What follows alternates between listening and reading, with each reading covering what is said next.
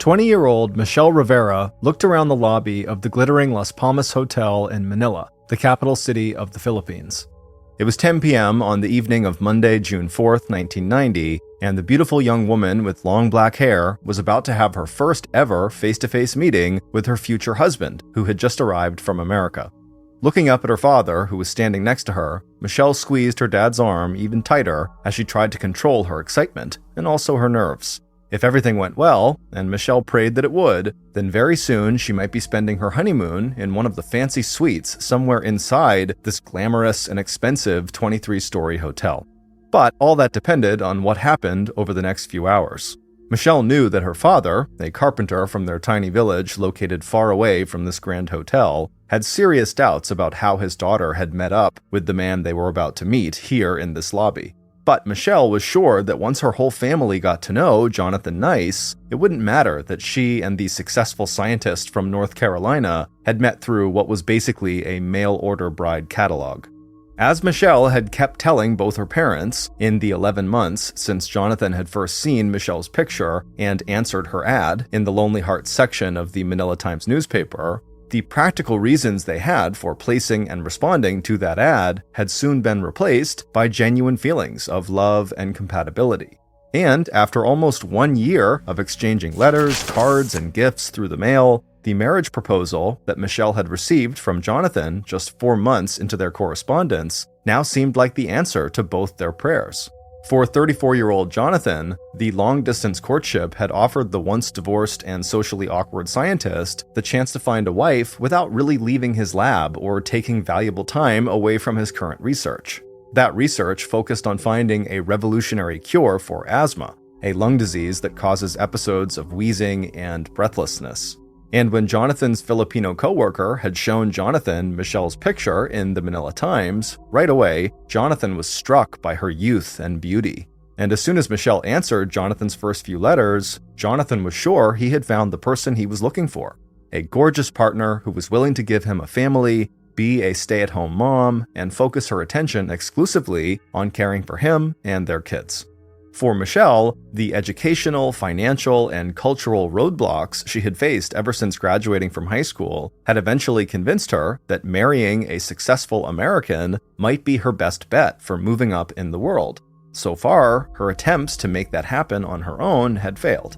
At the age of 16, armed with an outstanding academic record, Michelle had left the Rivera family's bamboo house perched on stilts over the water to attend the National College of Business Administration in the bustling and exciting city of Quezon, 6 hours to the south. But less than 1 year later, Michelle's father could no longer afford the tuition. And so, at the age of 17, Michelle set aside her dream of a professional career and found employment in a city closer to her hometown. Living with her aunt, Michelle would spend the next few years working at a dress shop near the U.S. Naval Base in Subic Bay.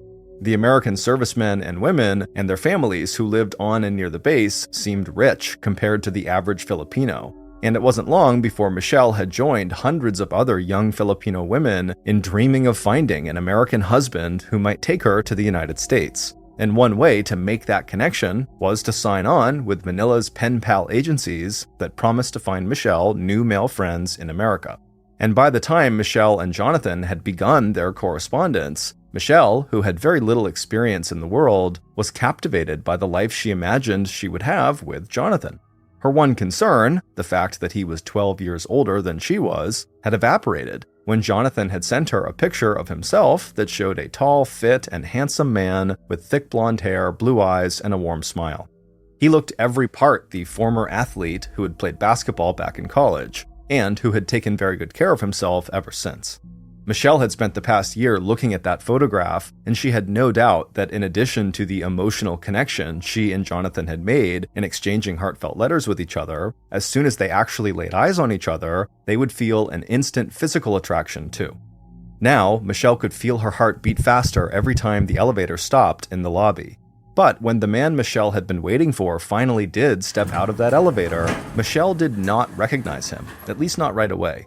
It wasn't until Jonathan Nice caught sight of Michelle and her father and walked quickly over to where they were standing that Michelle realized with a shock that the flushed, overweight, and balding middle-aged man standing right in front of her must be her future husband.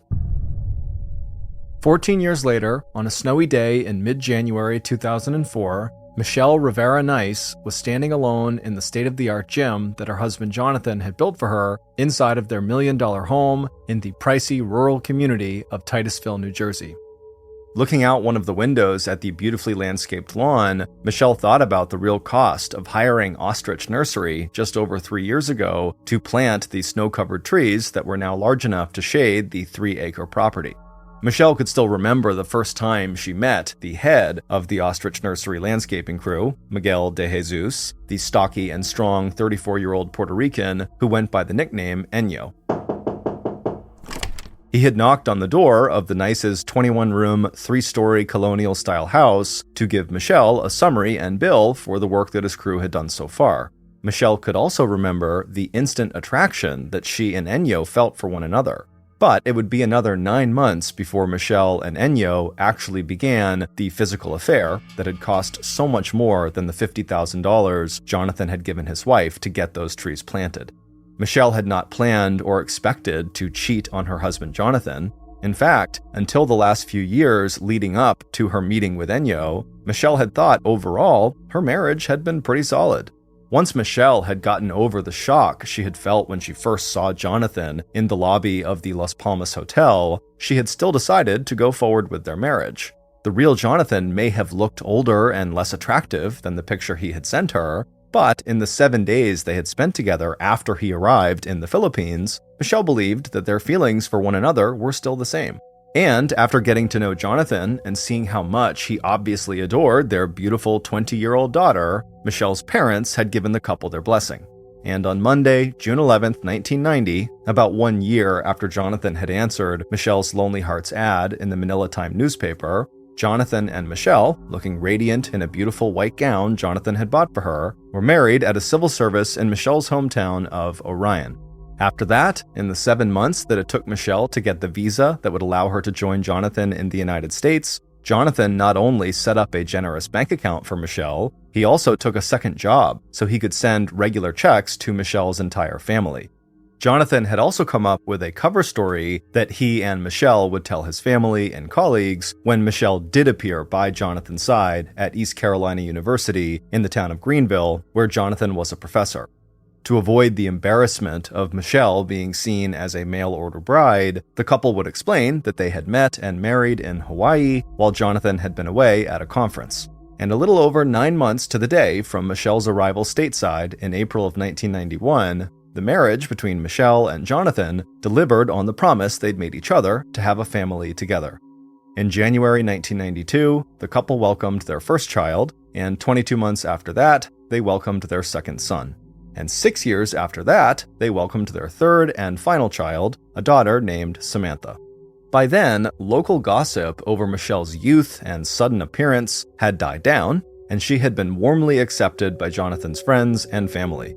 Jonathan had also delivered on the promise he'd made to Michelle that marriage to him would mean a life of financial comfort and stability, not only for Michelle, but for her family back in the Philippines. And by the end of 1998, a little over 9 years since their marriage, all of Jonathan's hard work and long hours at the lab catapulted the couple from the ranks of the financially comfortable into the ranks of the truly wealthy. That's when Jonathan's research into a cure for asthma grabbed the attention of the $4 billion asthma drug market, and Jonathan launched his own multi-million-dollar company called Epigenesis. 2 years later, by early 2000, the family had moved from their apartment in Greenville, North Carolina, to their huge house here at No. 1 Keithwood Court. But for Michelle, there had been a dark side to her husband's success. With each passing year of their marriage, Michelle had really begun to notice that Jonathan was becoming a more and more possessive and controlling partner. He had gone from being proud of being seen in public with his attractive young wife to feeling jealous when any other man so much as looked at her. After Michelle had joined a local gym and become interested in a career as a personal trainer, Jonathan had responded by building a gym inside their home, so Michelle, dressed in form-fitting clothes, would no longer have any reason to leave the house if she wanted to work out. And when Michelle went back to the Philippines to visit her family for the first time in 9 years, Jonathan had refused to let her take their children with her to see their grandparents, aunts, uncles, and cousins. The landscaping project had been another one of Jonathan's efforts to control Michelle's growing restlessness, and also the loneliness and isolation she was feeling, because Jonathan was now spending so many long days working at Epigenesis. Jonathan had given her that $50,000 and told her to do whatever she wanted to make the property outside their house as beautiful as all the new furnishings had made the inside of their house. By the time Michelle picked up the phone and called Ostrich Landscaping, Michelle had also begun to suspect that despite their lavish lifestyle, Jonathan's company, Epigenesis, might not be doing as well as Jonathan kept saying it was. Despite his constant work and travel, investors were starting to lose confidence not only in the drug that Jonathan was developing, but also in Jonathan's performance as CEO of Epigenesis. Not to mention the fact that Jonathan had started drinking heavily. But even though these stresses and strains on their marriage had caused friction between Michelle and Jonathan, it wasn't until Michelle discovered what she thought of as a huge betrayal of trust that the nicest marriage really started to fall apart. That betrayal of trust was a lie that Jonathan had told her right at the beginning of their relationship. Because back in 1989, not only did Jonathan send Michelle a picture of himself that had been taken when he was much younger, he had also lied to Michelle when he told her he was just 34 years old. In fact, when Jonathan answered Michelle's ad in the Manila Times, he was not just 14 years older than his 20-year-old bride-to-be, he was actually 40, making him twice as old as Michelle, whose biggest concern about their relationship had been their age difference. And when Jonathan had filed all the paperwork required to make their marriage legal in both the United States as well as in the Philippines, Jonathan had also falsified his age. Having seen that doctored paperwork, it never occurred to Michelle to question Jonathan's age until more than a decade later when she and Jonathan's mother were talking about an upcoming birthday. When Michelle commented on Jonathan's age, her mother-in-law looked surprised and then dropped the bombshell that would turn what remained of Michelle's love for her husband into anger and resentment. In May of 2002, Jonathan would not be turning 44, he would be turning 52. To Jonathan, that lie he had told so many years ago might have seemed unimportant once he and Michelle had fallen in love and gotten married, but to Michelle, finding out about it 12 years later felt like a perfectly timed blow that would break open all the cracks in their marriage. When Michelle, aged 32, first met the handsome gardener, Enyo, the two of them talked together over coffee. After that landscaping project was finished, Michelle and Enyo, who had a common-law wife and 3 kids, exchanged phone numbers and talked by phone. But it wasn't until a few months after Michelle had found out that her husband had lied to her about how old he was that Michelle made the step from having an emotional affair with a man whose life was even more complicated than her own to having a sexual affair. Now, 2 years after Michelle's first meeting with Enyo in a seedy, pay-by-the-hour motel room the next town over from Titusville, the Nice's stable and prosperous marriage and life was going down the drain. 1 year after the affair started, Jonathan, who had been suspicious about Michelle's sudden and frequent absences from the house, had checked her cell phone and discovered that his young wife was cheating on him. Enyo's wife had discovered the same thing and had kicked Enyo out of the house. After that, Jonathan went to the police claiming that he'd gotten a call from Enyo demanding $500,000 or Enyo would go public with a recording he had made of having sex with Michelle. Even though police couldn't prove Jonathan's claim, the investigation had turned the couple's lives upside down. There had been a confrontation between Enyo and Jonathan, who had taken out a year-long restraining order against Enyo that forbid Enyo from coming anywhere near Michelle or the nice home. There had been angry calls from Enyo's wife, and Enyo himself had begun asking Michelle for money. And then everything else had fallen apart too. Jonathan's new cure for asthma turned out to be a failure, and 10 months ago, in March 2003, the board of directors at Epigenesis had fired Jonathan and kicked him out of the company he had founded 9 years earlier.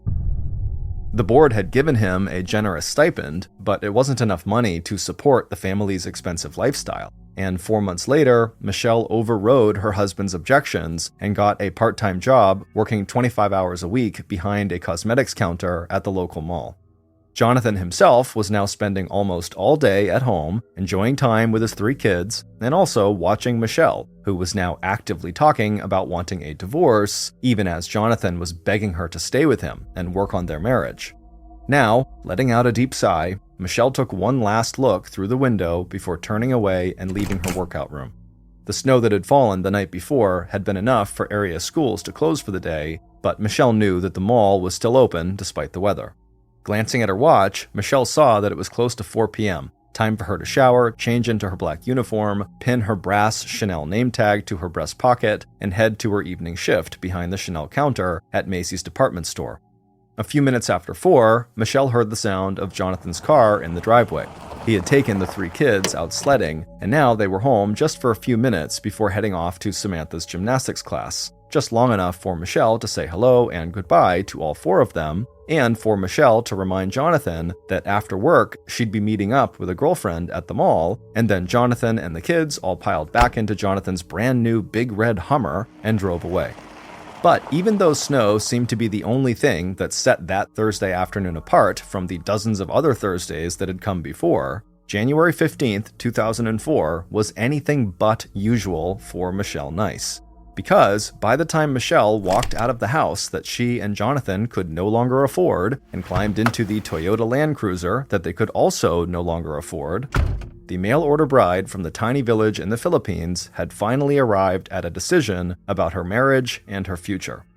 Putting the big green SUV in gear, Michelle headed out in the gathering darkness towards Quaker Bridge Mall, where she would clock into work at exactly 6:03 p.m. Along the way, Michelle kept checking her rearview mirror. It wasn't just the fights with Jonathan that had been keeping her on edge lately. As Michelle had recently told her close girlfriend, as well as her husband, Michelle had begun to suspect that when she did leave the house, there was someone out there who had begun keeping an eye on her. It wasn't until the maintenance crew from the local gas and electric company saw the dark green Toyota for the second time, still sitting with its front wheels partly submerged in Jacobs Creek, its engine still running, that they decided to stop.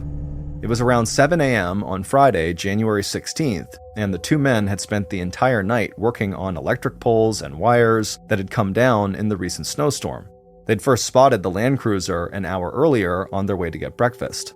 Even though the SUV was parked 15 feet below the roadway, it was still easy to see, and with its engine on and front wheels standing at about 6 inches of water, the men had assumed that the vehicle must belong to a local hunter or someone who was out fishing. Now, breakfast finished and heading back to work, the men weren't so sure. And a few minutes later, after scrambling down the snowy embankment from their service truck to take a closer look at the Toyota, their curiosity and concern turned to horror. It wasn't just the frozen blood smeared on the outside of the vehicle and staining the snow next to the driver's side door. It was what the men saw when they looked through the driver's side car window that caused them to stumble backward and grab for their phones.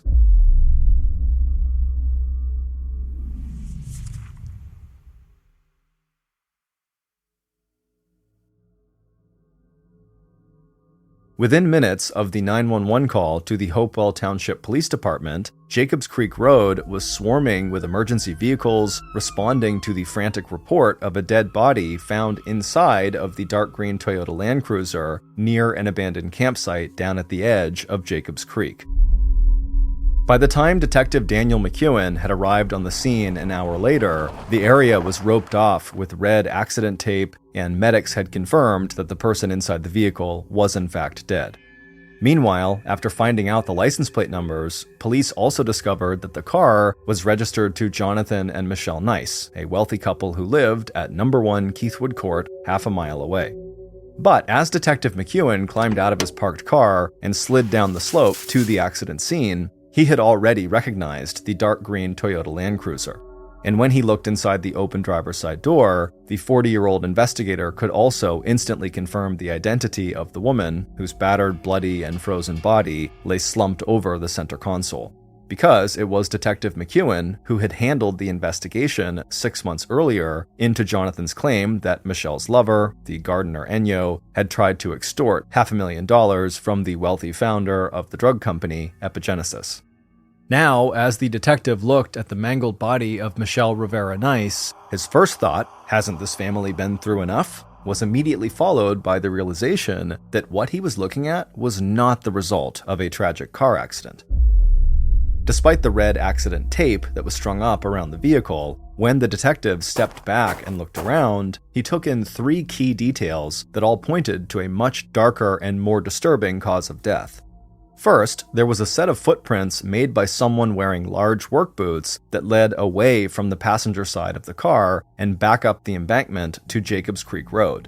There was no sign of damage to the vehicle that would have been consistent with the driver losing control of the car and plunging down the 15-foot embankment or colliding with another vehicle. And then there was the position and condition of Michelle's body. The driver's seat where she sat, all 5 foot 2 inches of her, was pushed so far back from the steering wheel and floor pedals that it would have been impossible for her feet to reach the brake or accelerator. As for her injuries, it looked like Michelle's wounds were the result of blunt force trauma, not the result of a car crash. If Detective McEwen was right, it was possible that Michelle had actually been attacked somewhere else and then driven by her murderer here to this secondary crime scene where the murderer tried to make it appear that Michelle had been killed in a car accident. Even before investigators from the New Jersey State Police Major Crimes Unit arrived on the scene at 10:30 p.m. that Friday night to coordinate the investigation, Detective McEwen's past experience with the Nice family had made him the obvious choice for lead detective on this case within the local Hopewell Township Police Department. Operating now on the possibility that what they were looking at was a homicide and not an accident, the Hopewell Township Police had already switched gears into investigation mode. As soon as officers had informed Jonathan Nice that his wife had been in a car accident, they would have enough information from her husband about Michelle and where she had been the night before that they could start interviewing Michelle's friends and acquaintances, as well as her co-workers at the Quaker Bridge Mall, including the woman that Michelle had said she had plans to meet up with after her shift at the Macy's Chanel counter. But for Detective McEwen, who knew that the first 48 hours of a murder investigation were critical because that was when the most people were assigned to the case and also when there was the most publicity that might generate leads, his plan was to focus on the people who he already knew had intense and troubled connections with Michelle Nice. And at the top of that list was her husband, Jonathan. Although Detective McEwen had never been able to prove Jonathan's claim that he was the victim of an extortion scheme, Detective McEwen had learned a lot about the Nice family when he dug into that allegation 6 months earlier, back in July of 2003. At that time, Michelle had admitted to the detective that her husband was right when he'd accused her of having an affair with Miguel Enyo de Jesus, one of the crew leaders from the Ostrich Nursery. And the detective had seen firsthand the turmoil that affair had caused, the confrontation between Jonathan and Enyo, the fight over the restraining order against Enyo, the angry phone calls that Enyo's wife had made to Michelle. Michelle had also told the detective and Jonathan that she had ended the affair after Enyo had started asking Michelle for, quote, loans, end quote, and showing as much interest in her finances as he was showing in her. So, while crime scene techs continued to photograph and collect evidence at Jacobs Creek, and local officers fanned out to interview the Nice's neighbors, Detective McEwen and his partner hopped into their unmarked police car and headed out to No. 1 Keithwood Court to get a formal statement from Michelle's husband. And by 11:15 a.m., Jonathan, distraught and haggard, was ushered into the Hopewell police station and seated behind the desk that was right across from the desk where Detective McEwen and his partner sat. Jonathan had been told about Michelle's death before the investigators arrived. Dazed and confused, he had agreed to have a police officer stay at his home with his 3 kids so he could leave immediately with investigators. According to Jonathan, the last time he had seen Michelle was at 4 p.m. on Thursday afternoon when he had brought their 3 kids home from sledding for a few minutes before heading right back out to gymnastics. When they left the house, Michelle was getting ready for work, and she had told Jonathan that after her shift ended at 8 p.m., she was going to meet up with a girlfriend. After the kids ate dinner, Jonathan made a call to Michelle that went straight through to voicemail, and he and the children all left a message saying goodnight, and then all 4 of them, Jonathan and his 3 kids, watched a movie together and fell asleep in Jonathan's bed. Jonathan told police it was about midnight when he woke up again and realized that Michelle was still not home. When he dialed her number, his call went straight to voicemail again. With a meaningful look at Detective McEwen, Jonathan explained that despite Michelle's earlier claim that she had ended her affair with Enyo, Jonathan suspected she was still cheating on him. So even though it was unusual for Michelle to stay out this late, Jonathan wasn't surprised. He assumed she must be with one of her lovers, which would also explain why she still was not home that morning. So instead of trying to find Michelle, Jonathan only stayed up long enough to take an anti-anxiety medication prescribed by his doctor, hoping just to calm himself down.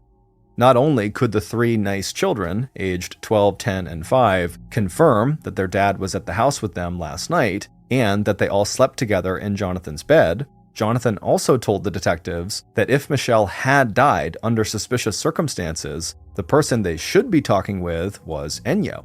And here, the research scientist reminded Detective McEwen about Enyo's extortion demand the previous summer for $500,000. Before getting a ride home from the police station, Jonathan also told police that lately, Michelle had begun complaining that she was being followed when she was out in town, maybe by Enyo or one of the gardener's friends, his wife, or maybe another family member. Rubbing at his shadowed eyes, Jonathan said that he wished now that he had taken her concern more seriously. And by midday Saturday, Detective McEwen and every other officer assigned to the Michelle Nice investigation were also feeling a new sense of urgency, because the medical examiner's report, issued at 4 p.m. on the 17th, had confirmed that Michelle Nice had been murdered, and that the cause of death had been a savage beating.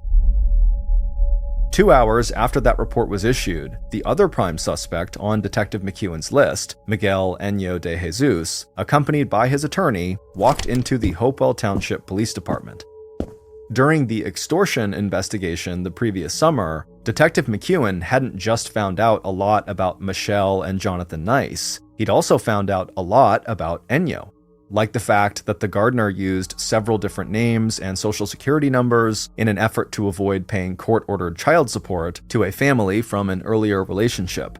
The detective had used those various aliases to finally track Enyo down at an apartment he was sharing in Cranberry, New Jersey with his common-law wife, Patricia, 40 minutes east of where the Nice family lived. But it wasn't until Enyo had lawyered up that he was willing to speak with investigators. And with that lawyer sitting next to him, Enyo made a series of admissions that would put him squarely in police crosshairs. According to Enyo, he and Michelle had resumed their affair just 2 months after Michelle had told her husband that the affair was over, and while Enyo was still subject to the restraining order to keep away from the Nice family. Enyo also admitted that he had met up with Michelle on Thursday night before she was killed, when the couple had rented a cheap motel room for 2 hours. But Enyo, like Jonathan Nice, also had an alibi. According to the gardener, after they had checked out of Mount Motel, Enyo had driven Michelle back to the Quaker Bridge Mall and kissed her goodnight at 12:30 a.m., just as Thursday night clicked over into Friday morning. Then, in an effort to hide where he'd been from his wife Patricia, Enyo said he met up with a friend at a bar 40 minutes from Michelle's home before heading to his own house at 1:15 a.m., where his wife was awake and waiting for him. But even as officers prepared to test every minute of Enyo's alibi, the investigation into Michelle's death was about to go in a whole new direction, because Detective McEwen had found himself circling back to a comment that Michelle's husband had made almost 2 days earlier. The detective did not know it at the time, but that comment would end up being the key to solving Michelle's brutal murder. And by Sunday, January 18th, just 72 hours after Hopewell Township Police had received the 911 call reporting the discovery of her body down at Jacobs Creek, investigators had identified and were preparing to arrest Michelle's murderer. Based on what police discovered when they followed up on Jonathan's offhand remark to Detective McEwen about Michelle's last day alive, here is a reconstruction of what really happened on the night that Michelle was killed. By the time Michelle had dragged her suitcase out of her house and into the attached garage of No. 1 Keithwood Court, it was after 1 a.m. in the very early morning of Friday, January 16th, and Michelle had said everything she needed to say to her killer. She had made her decision. It was just like she had told her closest friends. She was tired of the arguments, the guilt, and the demands. Still dressed in her black work outfit with the Chanel name tag pinned to her blouse, Michelle slipped off her shoes so she would make as little noise as possible. She could only hope that her children had not heard anything that had happened during the last 30 minutes since she'd arrived home from the Quaker Bridge Mall. Looking at the bulging suitcase, Michelle realized that getting it into the back seat of the Land Cruiser would take time that she didn't have. Better to leave it, so now, moving quickly, she stepped up to the driver's side of the car, opened that door, and climbed in behind the wheel. The garage was dark, except for the interior car light. The garage door was closed, and the overhead lights were not on. But before Michelle had time to close the driver's side door and turn on the car engine, her killer had suddenly stepped forward out of the gloom, and the nightmare that would later be detailed in the medical examiner's autopsy report was about to begin. Reaching in through the open car door, Michelle's killer grabbed her arm. Squeezing hard enough to leave a fingerprint pattern of bruises, the killer dragged the 100-pound woman out of the seat and threw her onto the floor. As Michelle tried to scramble back to her feet, the killer reached behind her and pulled a baseball bat from a nearby utility shelf. As Michelle turned to get away, her killer wound up and swung the bat with all their might, hitting Michelle squarely in the back of her skull. Falling to the floor of the garage, Michelle's head struck the running board of the Land Cruiser, leaving a dark splash of blood that dripped down onto the ground. Even though the medical examiner would later determine that the strike from the baseball bat had fractured Michelle's skull from the top of her eye socket to the base of her neck, at that point, the mother of three still gathered herself for a fight, trying to cover her face with her hands before turning over and dragging herself back to her feet. But Michelle, barefoot now except for her stockings, only made it a few steps towards the door before sliding in her own blood. As she started to go down onto her hands and knees, the killer came up on her from behind, and grabbing her shoulders, the killer immediately began to slam Michelle's face and head into the concrete floor of the garage again and again, only stopping after hearing what they later described as a sickening thud of smashed bone and cartilage. According to the medical examiner, Michelle's attempt to fight off her attacker had left her with cuts and bruises on her hands, wrists, and lips.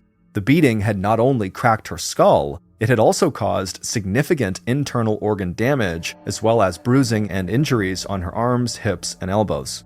But as Michelle's murderer slowly stood up, breathing hard and looking around the dim interior of the garage, the medical examiner would later estimate that it may have taken as much as 10 minutes before Michelle finally choked to death on her own blood. In that time, the killer thought through the next steps. Leaning down again to check for a pulse that was no longer there, a jolt of adrenaline surged through the killer. Gathering up Michelle's small body, the killer pushed her into the driver's seat of the Land Cruiser. Then the killer grabbed Michelle's blood-spattered suitcase, shoving it onto the back seat of the Toyota. Oblivious to the biting cold, at 2:15 a.m. on Friday morning, the killer circled the big green SUV and climbed into the passenger seat. Reaching over and starting up the engine, the killer gripped the steering wheel with one hand and used the other to click open the garage door. Then, awkwardly, making sure the headlights were turned off and using the long handle of an ice scraper to push the pedals of the accelerator and brake, the killer put the car into reverse and began backing out of the garage. Once the killer had enough room in the driveway to turn the car around, they immediately lost control of the vehicle, veering off the driveway and onto the front garden before finally coming to a stop back on the driveway. With the car now in park, the killer leaned over the center console and pushed the driver's seat back as far as it would go so there was more room to manipulate the floor controls with the handle of this ice scraper. Or, as police believe, for the killer to climb into the driver's seat and drive the car while sitting literally on the lap of Michelle's bloody and lifeless body. A few minutes later, the killer was driving slowly along the narrow, dark stretch of Jacobs Creek Road, looking for the white picket fence that was the one break in the guardrail that separated the road from the embankment leading down to Jacobs Creek. Once the killer saw the white wooden fence, they slowed, then steered the car so it broke and then ran over the fence. A moment later, and the big car had dropped gently down the 15-foot slope, passed through the middle of the small campsite, and broken the surface ice of the creek before the front wheels came to rest in 6 inches of water. 14 years earlier, when Michelle had met her future husband for the first time in person in the lobby of the Las Palmas Hotel, the one feature she had recognized from the photograph he had sent her of a much younger version of himself was his height. Now, after looking at his wife's dead body slumped over in the seat next to him, her right eye swollen shut, and the white bone of her skull showing through the cuts on her forehead, Jonathan Nice opened the passenger side of the family Land Cruiser and unfolded his heavy 6-foot 4-inch frame from the car as he stepped out onto the smooth expanse of unbroken snow. It was 3:15 a.m. Jonathan had been waiting for Michelle when she arrived home 2.5 hours earlier. As soon as her car had pulled into the garage, Jonathan had used the remote to close the garage door before beginning what was by now a familiar and vicious argument about Michelle's ongoing affair with Enyo. This time, though, Michelle didn't just tell her husband that she wanted a divorce, something she'd been saying for almost 5 months. This time, Michelle had walked into their bedroom, pulled out a suitcase, and begun packing to leave. For a long time now, Michelle had suspected that Jonathan had hired someone to follow her or was following her himself. Michelle had also come to believe, after finding a condom inside one of Jonathan's travel bags, that she wasn't the only one in this marriage who was being unfaithful. Now, Jonathan turned so he was facing the embankment and wearing a pair of shoes he had constructed himself by gluing size 12 work boot soles onto the uppers of a pair of comfortable moccasins. He left the car and trudged through the snow back up to Jacobs Creek Road. From there, dressed in pajama bottoms and a t-shirt, he walked the mile back to the house on Keithwood Court, where he spent the next few hours covering his tracks. He dumped some of his bloody clothes and towels he'd used to clean the garage floor into the washing machine to soak, turning the water in the tub pink. He filled white plastic trash bags with the blood-soaked paper towels he also used to clean the floor and walls before spot painting areas of the garage to cover blood spatter. He stuffed his wet black PJ bottoms behind the couch and then used a saw to cut the soles of his shoes away from the moccasin uppers before cutting the soles into small pieces and hiding them throughout the house. And he left the baseball bat, still stained with Michelle's blood, on the storage shelf where he had grabbed it a few hours earlier. And then, Michelle's husband and killer went upstairs and crawled back into bed with his 3 kids and waited for the call that would tell him that Michelle had been killed in a tragic car accident out on Jacob Creek Road. It would turn out that from the moment Detective McEwen and his partner arrived at No. 1 Keithwood Court on the morning that Michelle's body had been discovered and saw the crazy tire tracks in the snow on the Nice driveway, the detective had suspected that Jonathan Nice must be involved in Michelle's murder. Ever since meeting the Nice family back in July of 2003, the detective had been convinced that Jonathan's extortion claim against Enyo, along with Jonathan's claim that Enyo had threatened to hurt Michelle, were completely unfounded.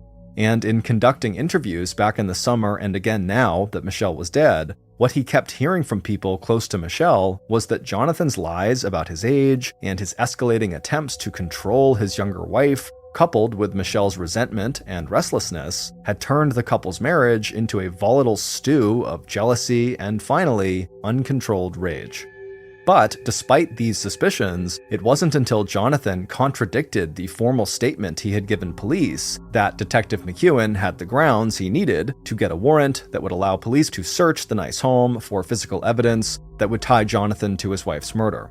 That moment came when Jonathan, riding with the detective back to the Nice home after Jonathan had sworn to police that the last time he had seen his wife was at 4 p.m. on Thursday afternoon, broke the silence inside the police car and told Detective McEwen somewhat offhandedly that until Jonathan and Michelle had fought later on the night when Michelle got back from work, Jonathan had really believed that the couple could make their marriage work. So, even as local police were out on Saturday tracking down and then interviewing Michelle's lover, Enyo, members of a special 13-member joint task force of state and local law enforcement, armed with a search warrant, were entering No. 1 Keithwood Court, where, over the next 3 days, they would find one incriminating piece of evidence after another. On Sunday, January 18, 2004, 2.5 days after the discovery of Michelle's body, Jonathan was brought into the Hopewell police station for a second interview, during which the 54-year-old scientist confessed to the murder of his 34-year-old wife. Jonathan would go on to say that he acted in self-defense after Michelle, who was 1 foot shorter than her husband and weighed 100 pounds compared to his 240 pounds, had threatened him with either a stiletto knife or the heel of one of her high-heeled shoes. The jury that found Jonathan Nice guilty of passion, provocation, manslaughter 19 months later did not buy that story, but they did reject the prosecution's claim that Michelle's death was premeditated. In September of 2005, Jonathan Nice was sentenced to 8 years in prison. 5 years later, he was released and returned to his kids, who had been placed in the care of Jonathan's brother and sister-in-law. In 2012, 8 years after Michelle's murder, Jonathan founded a successful new company that sold drugs claiming to cure the symptoms of cancer in dogs.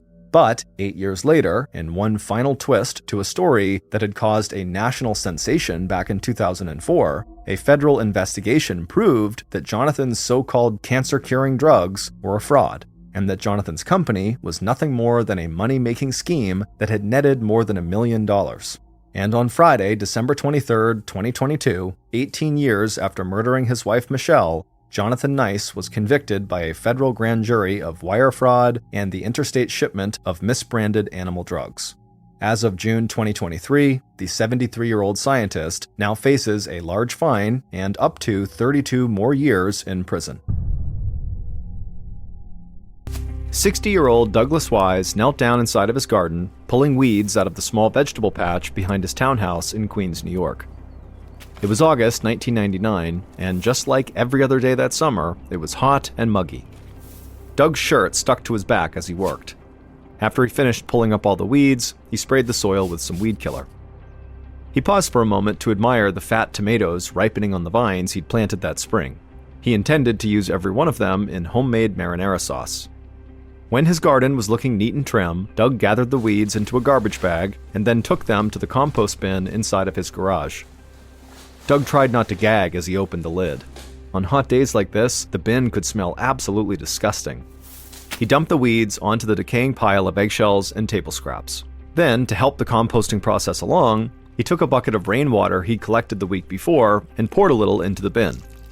He smiled to himself, knowing how his wife Carmen quietly hated that he collected rainwater in large buckets, but it had actually come in handy earlier in the summer when they'd gone more than a month without rain.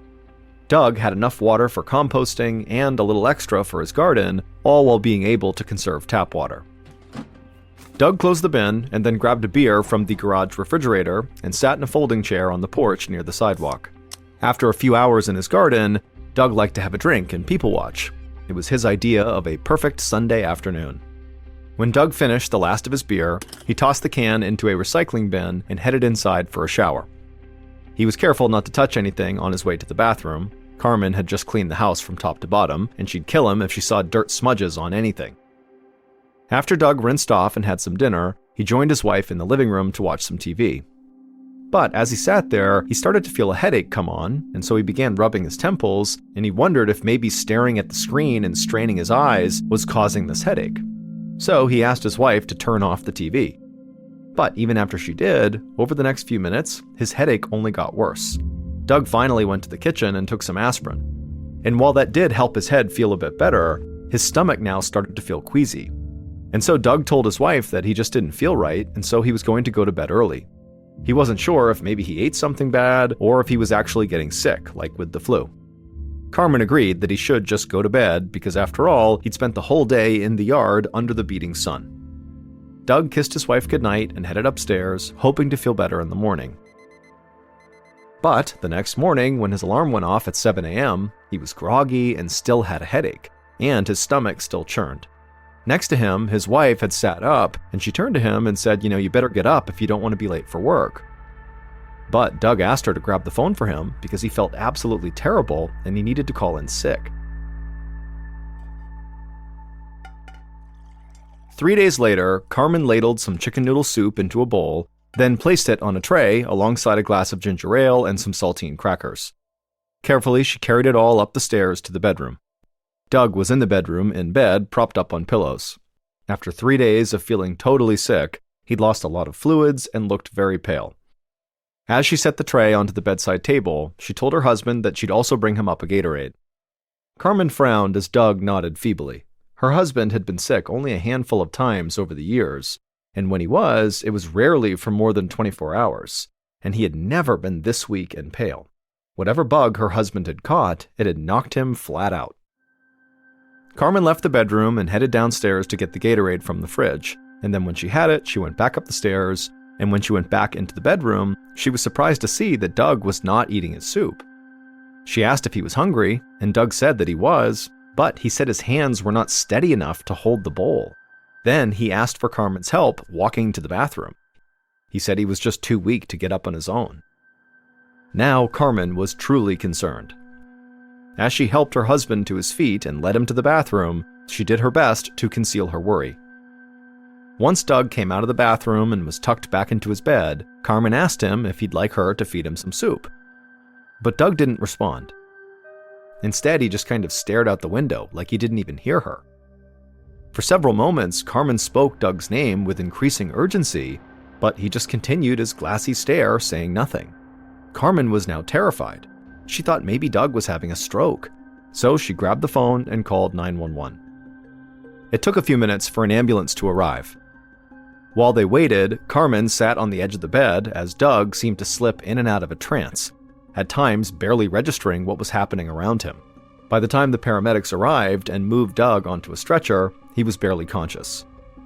Carmen followed the paramedics downstairs and then out to the ambulance waiting in the driveway. She prayed silently as 2 EMTs hoisted up Doug's stretcher and secured it in the back of the ambulance. Then one of the men turned around and offered Carmen a hand, helping her into the back of the ambulance as well. Carmen took a seat on the bench, keeping one hand on her husband. As they sped towards the hospital, for the first time in her life, Carmen worried about losing her husband. Once the ambulance arrived at Flushing Hospital, Doug was rushed into the emergency room while a nurse brought Carmen to the waiting area.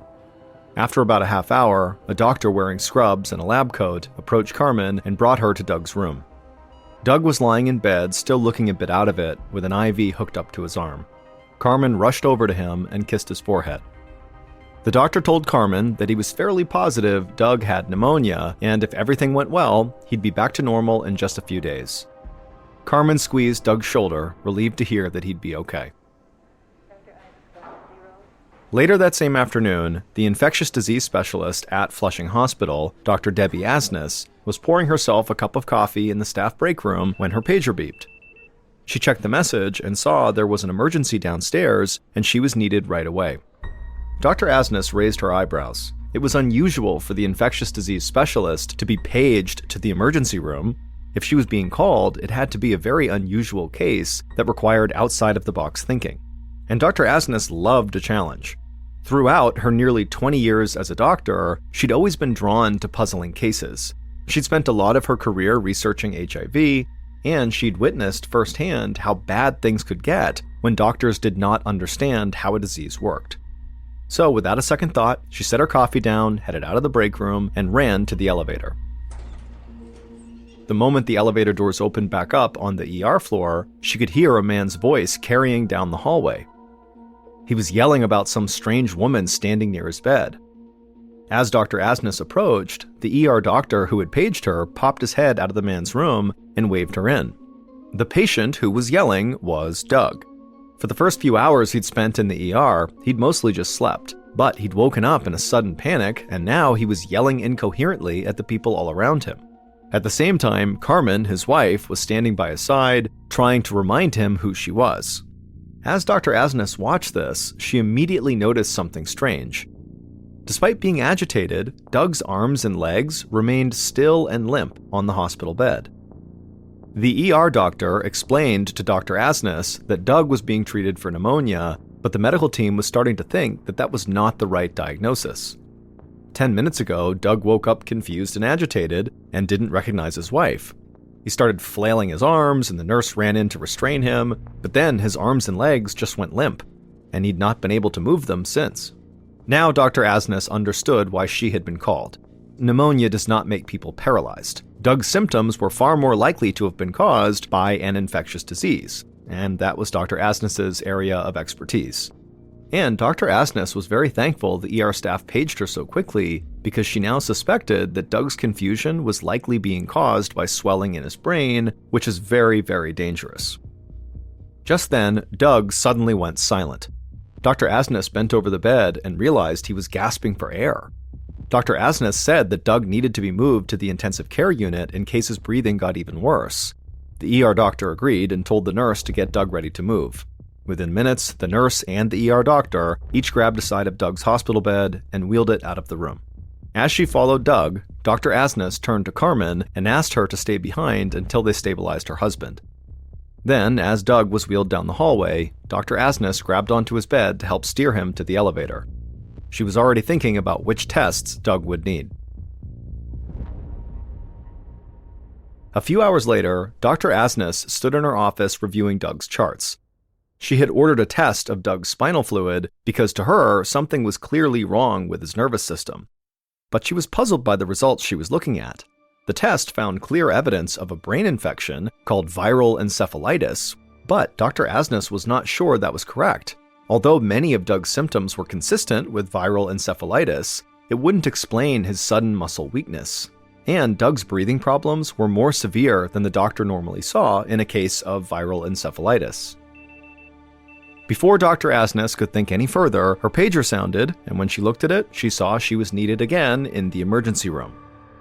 So Dr. Asness ran back to the elevator, she took it down to the main floor of the hospital, and then she began running down the hallway towards the ER. But when she was only about halfway down the hallway, a colleague came out of the ER and ran right up to her and began telling her about the emergency that she was being called to.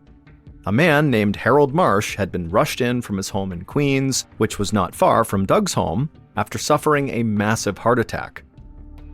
But it wasn't the heart attack they wanted to talk to her about. They were afraid the heart attack was only part of this man's problems. The colleague from the ER explained to Dr. Asness that like the first patient, Doug Wise, Harold, the second patient here, was older but active and healthy. His family reported that he had suddenly developed muscle weakness, flu symptoms, and worst of all, a staggeringly high 105-degree fever. Dr. Asness felt a knot growing in her chest. Fevers that high were practically unheard of in heart attack patients. Dr. Asness thanked her colleague and then just ordered Harold to be moved immediately to the ICU. Her mind was racing as she began to connect the dots. Two men living only blocks apart had both come down with the same mysterious symptoms in less than a week. This could be the beginning of an outbreak. For the moment, Harold was stable, so Dr. Asness hurried back to her office to have some time to think. But as soon as she arrived on the 4th floor where her office was, she saw a nurse sprinting into Doug Wise's room. So Dr. Asness ran down the hallway and went into Doug's room as well, just in time to see a colleague shove a breathing tube down Doug's throat and hook him up to a ventilator. The colleague, who was an ICU doctor, then explained to Dr. Asness that Doug's muscle weakness was now so severe that his lungs had basically stopped working. Dr. Asness was thankful her colleague had acted so quickly, but she was afraid this was only the first case of something much bigger. And if others out in the streets were contracting this virus, the consequences could be catastrophic. Dr. Asness turned on her heel and rushed toward her office. She needed to alert the New York Health Department right away.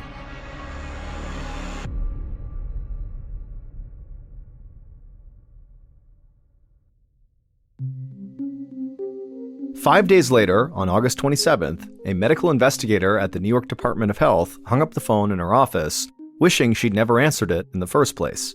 Her name was Annie Fine, and after a long week of work, she was ready to go home. She was knee-deep in planning her wedding, and she and her fiancé had wanted to knock out as many to-do items as possible over the weekend, but instead it looked like she would spend her weekend at Flushing Hospital. A doctor there had called in a potential outbreak on Monday, and after several days of discussions and 3 more patients in the hospital with identical symptoms, her boss had finally decided it was worth investigating. Dr. Fine reminded herself that, in all fairness, she was the on-call epidemiologist that weekend. That meant she would be responsible for any emergency that came up. But in addition, her boss and good friend, Dr. Marcy Layton, had asked her personally to help out, and she was always game to help Dr. Layton. So, on Saturday morning, Dr. Fine woke up a minute before her alarm clock began screeching. She managed to turn it off before it had the chance to wake her fiancé, and then she quietly got out of bed. Half an hour later, she headed down the stairs of her apartment building and saw Dr. Layton's car parked outside. She smiled as she jumped into the passenger seat, and Dr. Layton laughed and apologized for interrupting her weekend plans. Then Dr. Layton handed Dr. Fine a cup of to-go coffee, and they peeled off toward Flushing Hospital. After a short drive, Dr. Fine and Dr. Layton parked near the hospital and climbed out of the car. As soon as Dr. Layton had stepped onto the curb, she made a disgusted noise, and Dr. Fine turned to look at what she was disgusted at, and she saw there was a dead crow lying in the gutter right near Dr. Layton's feet. Both doctors had been seeing dead crows all over New York that entire summer. So they both just walked around the dead bird, and the two women headed for the hospital. Right outside the ICU, the two doctors were greeted by a tall, thin man wearing a lab coat. He told Dr. Fine that he was the chief resident, which meant he was a doctor in training, standing in for Dr. Asnes, who was out of town on a family emergency. He explained that in the 5 days since Dr. Asnes first called the Department of Health about her first two patients, 3 more people had been admitted to Flushing Hospital with symptoms of viral encephalitis. All 5 were older people who were previously healthy and active. Most worrisome, all 5 also had other symptoms not normally caused by viral encephalitis, including fever, stomach pain, confusion, muscle weakness, and severe difficulty breathing. The chief resident added that all 5 patients had declined really quickly. 4 were now on ventilators, and the 5th was not, but they were delirious with pain. Dr. Fine felt unnerved. All of a sudden, wedding planning was the last thing on her mind. There were usually only about 10 viral encephalitis cases every year in all of New York City. But now, one small neighborhood in New York City had 5 cases in less than a week, and so far, nobody had figured out why. Dr. Fine asked the resident to go collect blood samples from each of these patients and submit them for additional testing. In the meantime, she and Dr. Layton would interview the patients' families and anyone else who was with these people in the week leading up to their hospitalization. The resident nodded and then led Dr. Fine and Dr. Layton to an empty conference room where they could call people and interview them. Dr. Layton would ask the questions and Dr. Fine would take notes. By that afternoon, Dr. Fine's writing hand was totally cramped. She spent hours taking notes as she and Dr. Layton spoke with the patient's family members. Outside, it was starting to get dark, so Dr. Fine rolled her chair toward the wall and switched on the overhead lights. The conference room table was littered with textbooks, stacks of medical journals, and reports on annual encephalitis cases in New York. Dr. Fine looked over at Dr. Layton and sighed. Despite hours of interviews and poring over the patients' files, they still did not know how these 5 patients in Flushing Hospital had contracted encephalitis. But they had found that all 5 patients had 2 things in common. First, that they all lived within a few square miles from one another in Queens, and second, they all loved to spend time outdoors in the evenings. A few of the patients, like Doug Wise, the first patient, would work in their gardens until nightfall. Others just liked to watch the sunset from their back decks or take long walks along the East River after dinner. Dr. Fine looked out the window as the street lamps flickered to life, and right as they did, it hit her. People were not the only ones who loved summer evenings. It's also the time when mosquitoes are at their most active. All 5 of their encephalitis patients were probably swatting away mosquitoes as they gardened or walked or gazed at the sunset in the gathering darkness each night. And Dr. Fine knew something else about mosquitoes. They spread disease. Diseases like encephalitis, a condition that often strikes older people like Doug and Harold more frequently. Dr. Layton was intrigued by Dr. Fine's idea, but she was cautious. If mosquitoes really were spreading some new virus to people, they should be able to find mosquitoes infected with the disease. And so until they were able to isolate the virus in mosquitoes, then Dr. Fine's idea was really just a theory. Before the doctors left the hospital that night, Dr. Fine wrote up an alert that Dr. Layton sent to all the neighboring hospitals, asking them to report any cases of viral encephalitis to the Department of Health. That way, she and Dr. Layton would know if the virus was spreading. 2 days later, on the morning of September 1st, Dr. Fine sat at her desk, twisting her pencil in her hands. She was back in her office, feeling frustrated by the lab results she had just read. That morning, she and Dr. Layton had sent a small team to northern Queens, where all these patients had lived, and the job of this team was to canvass that neighborhood and visit the houses of each encephalitis patient and try to find breeding mosquitoes.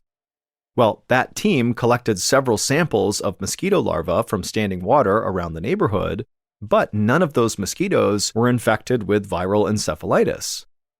Meanwhile, Dr. Fine was still waiting for lab work to come back on the blood samples she'd collected from the 5 infected patients.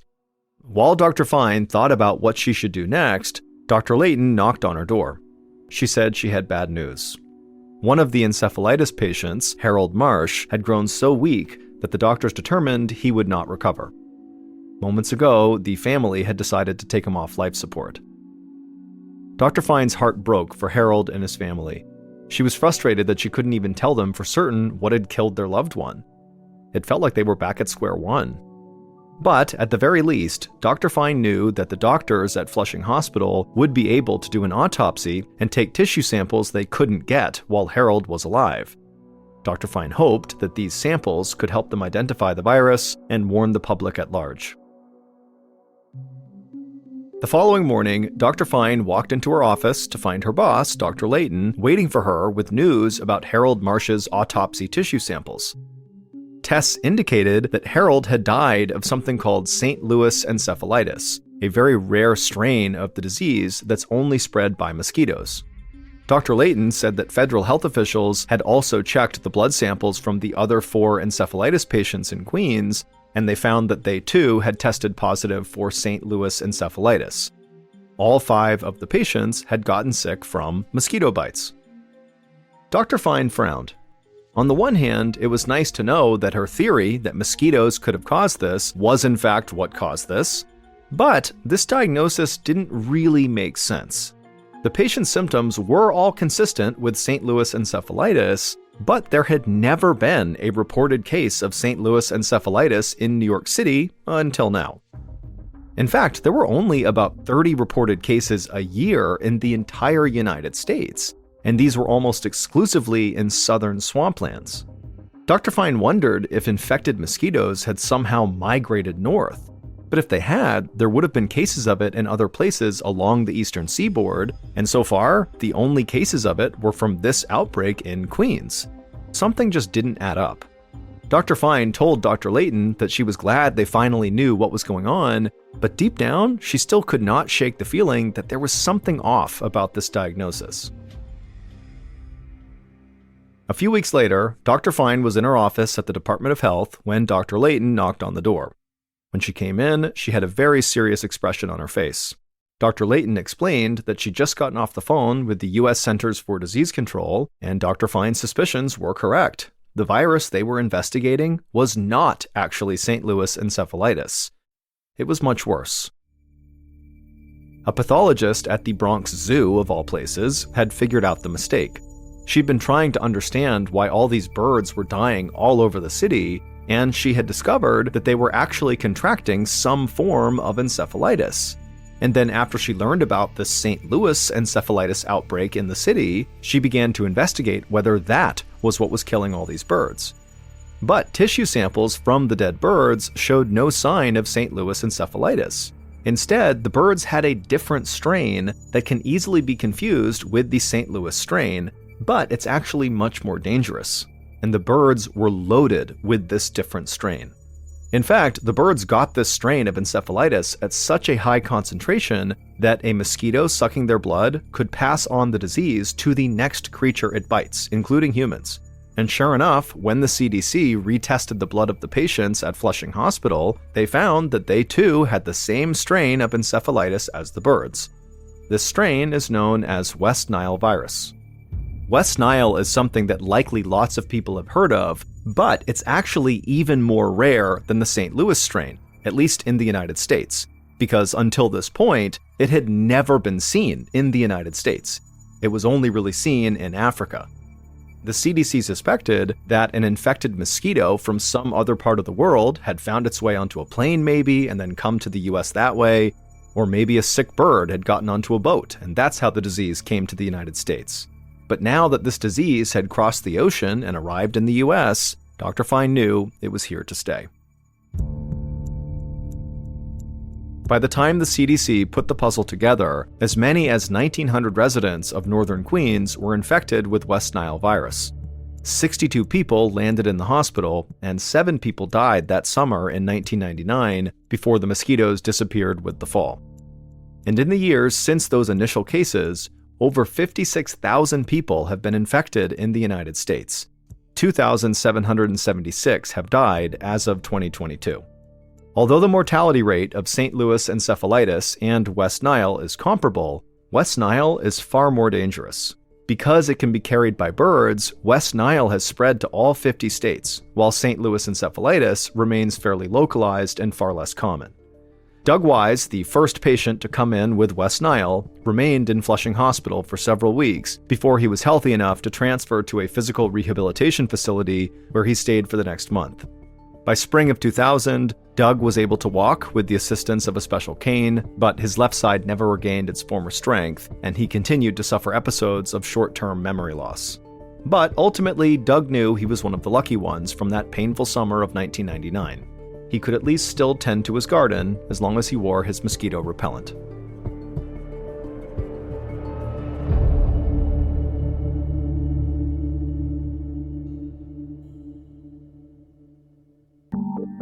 On the evening of February 1st, 2009, a 32-year-old man named Luo Jinfa stood in the doorway of his apartment in Taiwan, waiting for his landlord to finish lecturing him about being late on his rent.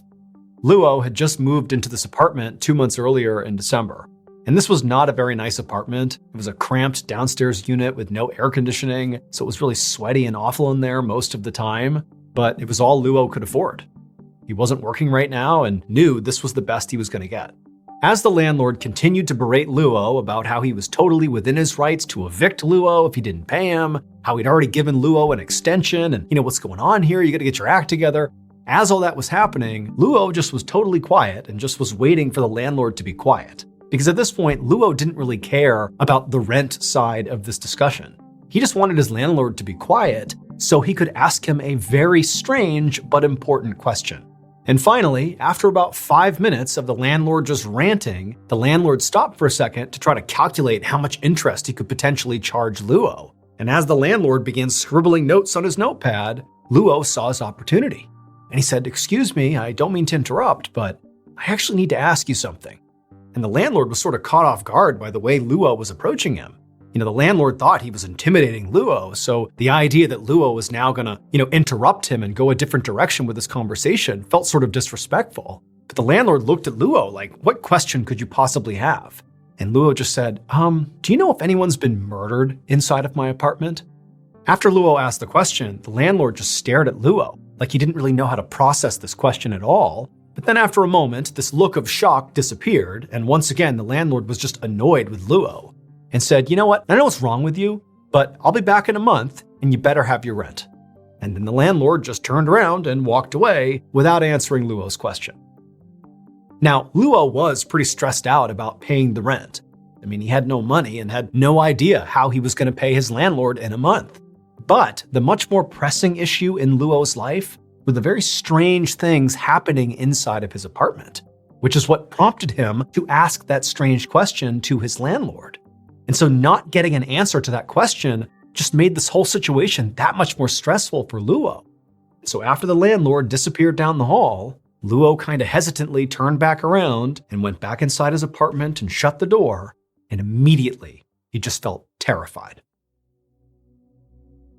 1 month later, on March 2nd, 2009, a day after the rent was due, Luo's landlord had still not received rent from Luo, and so he spent that entire day, March 2nd, calling Luo, trying to get him on the phone to be like, "Where's my money?" But Luo wasn't answering his phone, and so eventually the landlord went to Luo's apartment and knocked on the door. Eventually, when Luo didn't come to the door, the landlord just used his own key to let himself in. Now, the landlord didn't really know what to expect when he walked inside of Luo's apartment. All he knew was that Luo was kind of a weird guy, and he certainly wasn't paying rent, and his general impression of Luo was definitely a bad one. And so he kind of expected the apartment to reflect the negative things he thought about Luo. But when he stepped in there, even the landlord was shocked at what he saw. I mean, the apartment was in total disarray.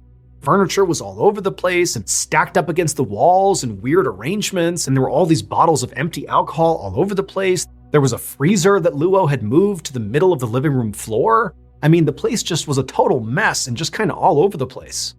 But the thing that really creeped the landlord out the second he walked in there was that all over the walls were these yellow and red pieces of paper with prayers written on them that had been stabbed into the wall with individual knives. Like Luo had taken a prayer and stabbed it to the wall over and over and over again, all over the apartment. Now, the landlord had no idea what to make of any of this. He just knew he was done with Luo. He was evicting him. And so he quickly searched the apartment just to make sure Luo was not really in here. And he wasn't. The apartment was empty. And so after that, the landlord just left the apartment. He locked the apartment. He went and got a new lock at the hardware store, came back, replaced the lock, and was determined to never let Luo ever come back. And in fact, Luo would not come back. The landlord never had to worry about, telling Luo to stay away. He just never came back. And for months, Luo's old apartment just sat empty. Fast forward 7 months after the landlord went inside of Luo's apartment, and the landlord's brother approached the landlord and said, "Hey, can I rent out that apartment? No one's using it." And the landlord said that was fine, but the brother would have to clean up the apartment because nobody had touched it since Luo had lived there. So a couple of days later, on October 18th, the landlord's brother, along with the landlord, met at Luo's apartment. They went inside and they totally cleaned it out. Basically all the furniture and the lamps and everything in there, some of Luo's old clothes and things he had left behind, they took it all out of the apartment and they loaded it into a truck and they drove to a nearby recycling facility where they sold whatever they could and then dumped the rest and then they left. However, when the workers at the recycling facility began processing some of the junk that had been left behind by the landlord and the brother, they made a discovery that immediately made them stop and contact the police. It would turn out Luo had not actually abandoned his apartment. In fact, he had never left his apartment. Luo had become totally convinced that his apartment was haunted by a ghost. At night, he would hear walking around above him, even though he knew nobody actually occupied the apartment right above him, and so the footsteps didn't make any sense. And then sometimes he would claim that he would see these shadowy figures wandering around inside of his apartment. Now, it's worth noting that Luo did have mental health issues and he was a drug user, but he was absolutely adamant to the people he spoke to that there was something strange happening inside of his apartment. And so he began to wonder if, maybe somebody had been murdered in his apartment and their ghost was now haunting him, hence the question to his landlord. And so this haunting, or whatever it was, just continued night after night, day after day for Luo, and it was driving him absolutely mad. But Luo discovered there was actually one place he could go in his apartment that would sort of protect him from whatever was happening inside of there. And that was to lock himself inside of his bedroom. However, his bedroom was not a real room. His bedroom was that big freezer the landlord found sitting in the middle of his living room. Luo had been climbing in there and shutting it to protect himself from this entity at night. But he would always prop the lid open just enough so that air could come in and out of there because it was airtight. However, shortly after Luo's conversation with his landlord about being late on rent, Luo had gone back inside his apartment, gotten really drunk, climbed inside of his bedroom, shut the lid, and forgot to prop it open. And so as he lay there, he slowly suffocated to death because there wasn't any circulation. And after he died inside of his freezer, nobody found him. And then 7 months later, after Luo's landlord and his brother emptied out Luo's apartment, they brought that freezer along with everything else to the recycling facility where the workers there would open up the freezer and they would find Luo.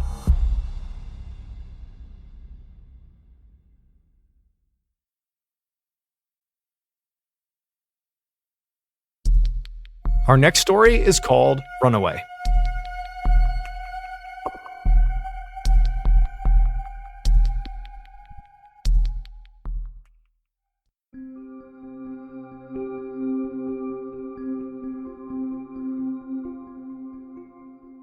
On December 20th, 2019, 14-year-old Harley Dilly was on his way to school. It was the last day before vacation, and he was furious with his parents. The night before, he had gotten into a huge fight with them, and as punishment, they had confiscated his phone. That afternoon, Harley did not come home, so his parents called the school to say, "Hey, have you seen our son?" And they said, "Well, we know he was here today, but we don't know where he went after that." So the parents called some of Harley's friends, and none of his friends had seen him after school. His parents were worried, but they had seen this kind of behavior before. When Harley got really mad, he had a history of running away from the house and staying out overnight. He usually crashed with some friend and they would cover for him, or sometimes he would even sleep in abandoned buildings. And so that day, the police were not called. The next day, when Harley still didn't show up, the parents started to get a little bit more worried, and because their son didn't even have his phone, they had no way of getting in touch with him. And so they finally said, "We gotta go to the police." And so the police launched a formal search for him, and right away, there was no leads. Nobody knew where he was. Weeks went by, and the family was putting up posters all over town, telling their son that, "You're not in trouble, please come home." And everybody in the community is out there looking for Harley, but there was just no sign of him. Finally, almost a month after he had gone missing, the police received a tip. The house across the street from Harley's house was a vacant home because the owners were actually renovating the property, so they weren't living there. But they had cameras set up on the outside, and one of their cameras, when they reviewed it, picked up Harley walking towards their property on the day he went missing. And so the police show up at this property, the owners show up, they give them the key, the police go inside, they're yelling for Harley, they check all the doors and all the windows, and everything is locked, there's no sign of a break-in. They go upstairs, and in one of the bedrooms, they see there's a jacket lying on the ground, and it would turn out to be Harley's. It was the same one he had on when he went missing. And next to the jacket on the ground is this weird metal plate. And so after seeing this, the police believe Harley must be up on the second floor somewhere. He must have been hiding out in this vacant house the whole time. They don't know how he got in, but clearly this is his stuff. And so they start yelling for him and walking around the second floor, and it's silence. There's no sign of Harley. And so they go back in the room where his jacket and this plate is, and they look up on the wall, and pretty high up, there's a hole in the wall. And it looks to be about the same size as this metal plate, and they realize this plate is actually a vent cover, and that is a vent. Suddenly, police believe this could be a lot more sinister, that perhaps someone had harmed Harley and then taken evidence and stuffed it into a vent inside of a vacant house. So one of the officers gets a stool, they put it in front of this vent, they climb on top and they reach in to feel around for more evidence, and as soon as they reach in, they touch something and they pull their hand back out, and they say, "There's a person in there." And it would turn out the person inside of there was Harley, and he was deceased. Although no one knows exactly what happened to Harley, the leading theory is he climbed onto the roof of this vacant home on the day he went missing. And he looked down the chimney. There was no cap on it, and from his perspective, it looked like he'd be able to fit all the way down to the bottom. But what he didn't know was this chimney was wider at the top, and then as it went down, it got narrower and narrower and narrower, and in fact, the most narrow section towards the lower half, he never could have got through. This was an impossible thing he was trying to do. But regardless, he went in feet first, and he began making his way down, and then about the halfway point, he started to get stuck. And he believed it was because of his big, bulky jacket. And as it happened, he was right in front of this hole in the wall, which was the vent, and so he managed to punch the metal plate off of the vent, he got his jacket off, and he forced it through this hole, thinking that would give him a little bit more room.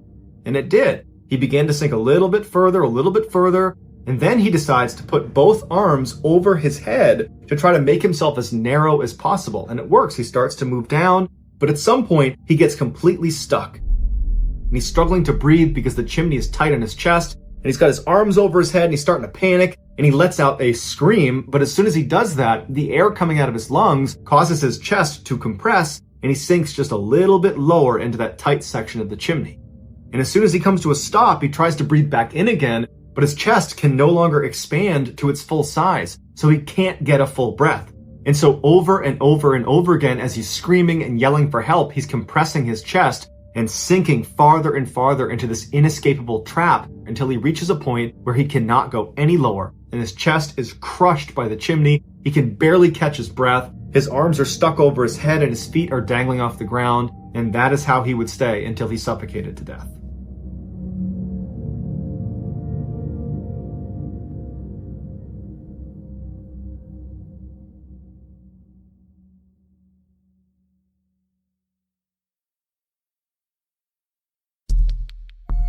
Our next story is called Balloon.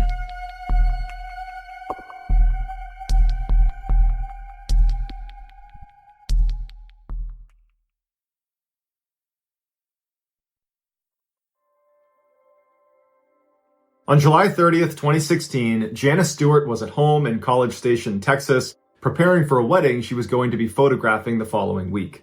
Her 34-year-old daughter, named Sunday Rowan, lived a few hours away in San Antonio, and she was planning to go with her to help her take these pictures. As Janice worked, her cell phone kept buzzing. Since sunrise, Sunday had been Snapchatting her photos of her and her husband Matt, who was also 34, as they got ready for their hot air balloon ride that day.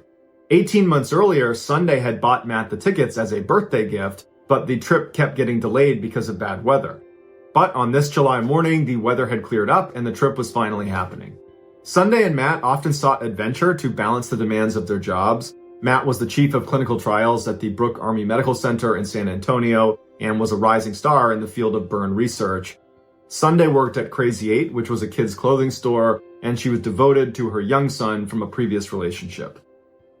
At 6:58 that morning, Janice received an image of the balloon's ground crew prepping the wicker basket that would hold her daughter, her son-in-law, and the rest of the other passengers.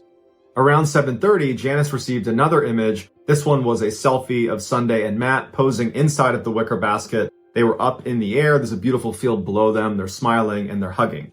After that, the messages stopped. 10 minutes later, at 7:40, 85-year-old Buddy Miller was making breakfast in his ranch when he heard two loud explosions. The first one actually rattled his house. When he looked out the window, he saw this massive plume of black smoke on another rancher's land off in the distance. Alarmed, he jumped in his pickup truck and raced past his cows to the blaze a half-mile away. Commotion like this rarely occurred in Maxwell, Texas, a quiet, rural community about 40 miles south of Austin. At her home just up the road was 66-year-old Margaret Wiley, who heard the explosions too. She said the first one reminded her of the sound her 20-gauge shotgun made. When she stepped onto the porch, she heard the second explosion, and she said it sounded like a loud pop, followed by a whooshing sound like the sound a gas stove makes when it ignites. When she looked out towards where the sounds had come from, she saw this massive fireball explode in the distance, and she immediately called 911. When Buddy and the other first responders arrived at the scene, they saw this huge fire at the base of a power line tower, and at first they couldn't figure out what was actually burning. They heard the sound of hissing propane tanks and thought maybe it was a tractor or a baler that had caught on fire, but upon closer inspection, they saw a wicker basket and they saw bodies. This was a hot air balloon accident. It would turn out the pilot of that hot air balloon was 49-year-old Skip Nichols, and he had elected to fly that day despite a low cloud cover that had grounded the other hot air balloon companies in the area that morning. Also, Skip was on a mixture of prescription and over-the-counter drugs that impaired his ability to fly the balloon safely. After being in the air for 8 miles above the clouds, Skip decided it was time to land, and so he blindly descended through the clouds, and he immediately hit a power line. An arc carrying 340,000 volts of electricity cut the balloon's metal support cables like a torch. As soon as the basket began plummeting toward the earth, the fuel lines disconnected from the burners overhead, spraying liquid propane up into the burners, and it arced back down into the wicker basket, immediately engulfing the entire thing in flames. The burning basket fell over 100 feet to the ground.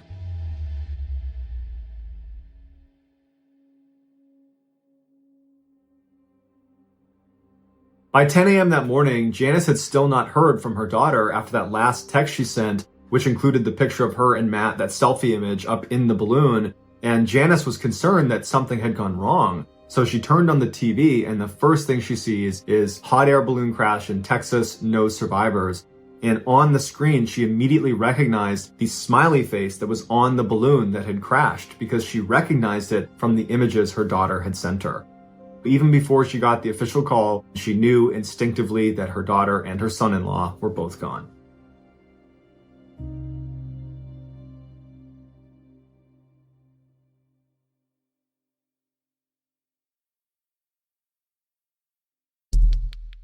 The next and final story of today's episode is called The Package.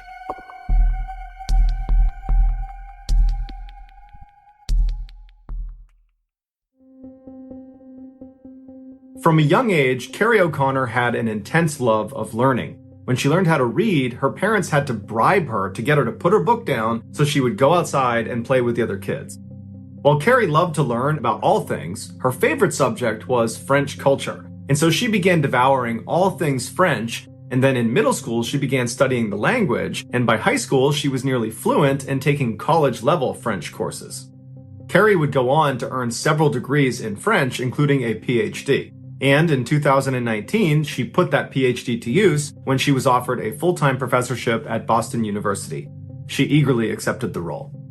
After her first full year at BU, she decided it was time to get an apartment that was closer to campus.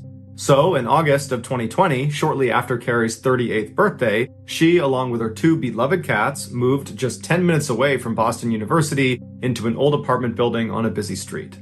With her apartment still filled with unopened moving boxes and furniture wrapped in plastic, Carrie broke out her laptop and enthusiastically wrote an email to all of her students for the year titled The Joy of Learning French.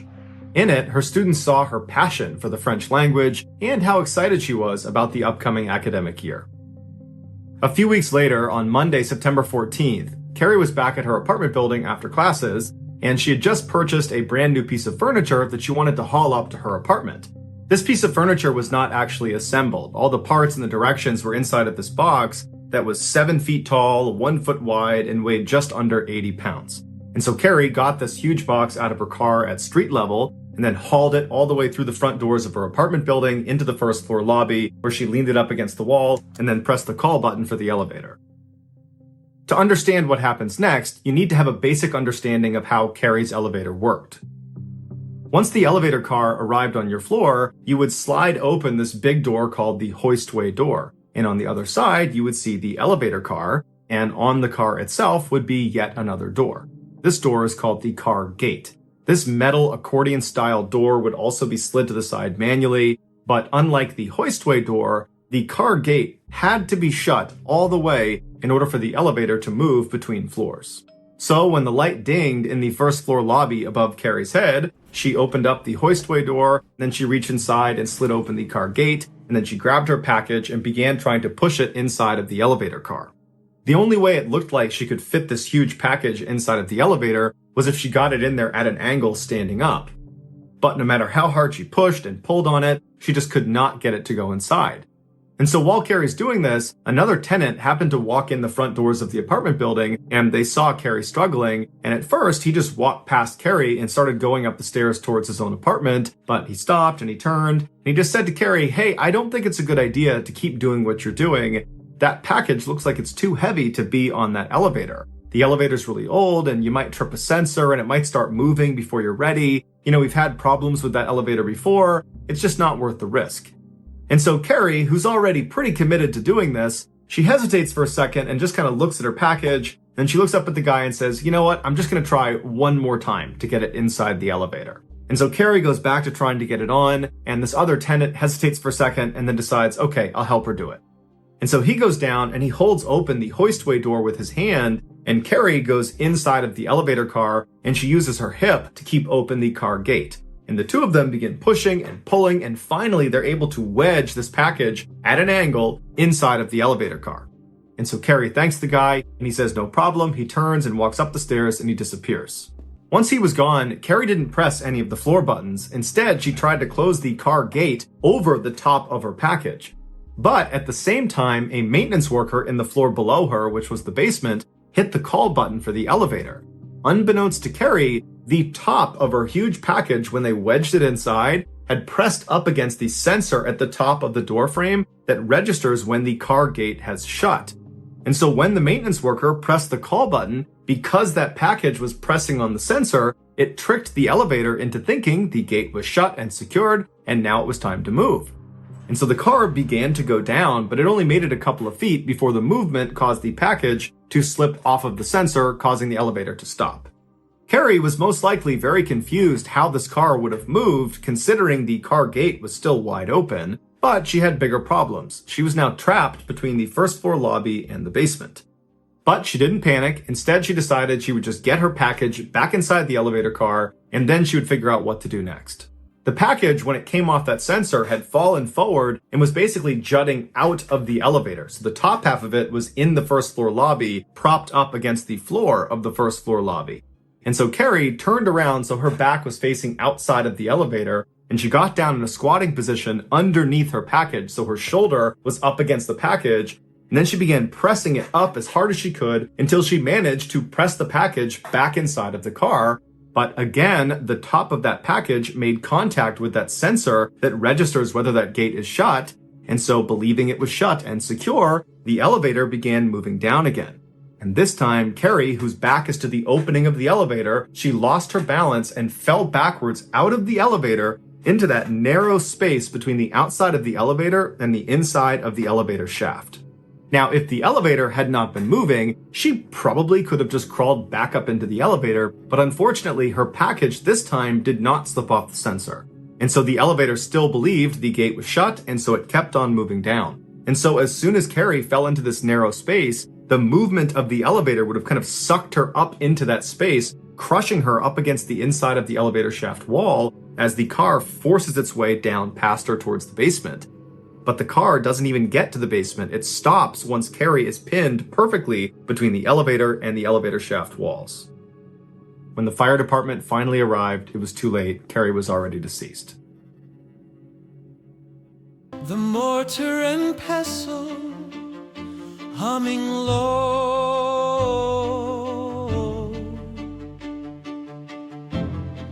chasing the formula where perfection will grow. I poured my days into lead and into steel,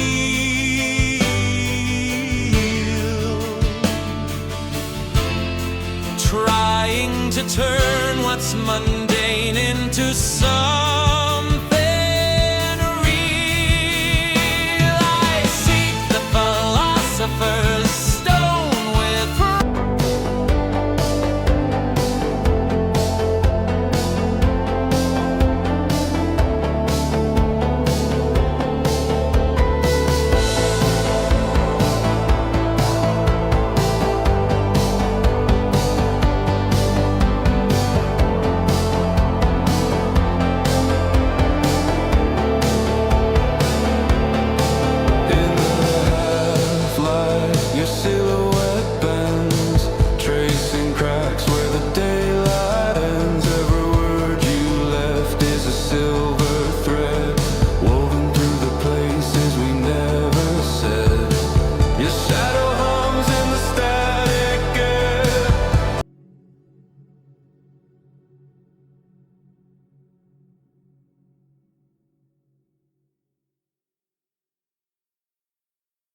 A quick note about our stories. They are all based on true events, but we sometimes use pseudonyms to protect the people involved, and some details are fictionalized for dramatic purposes.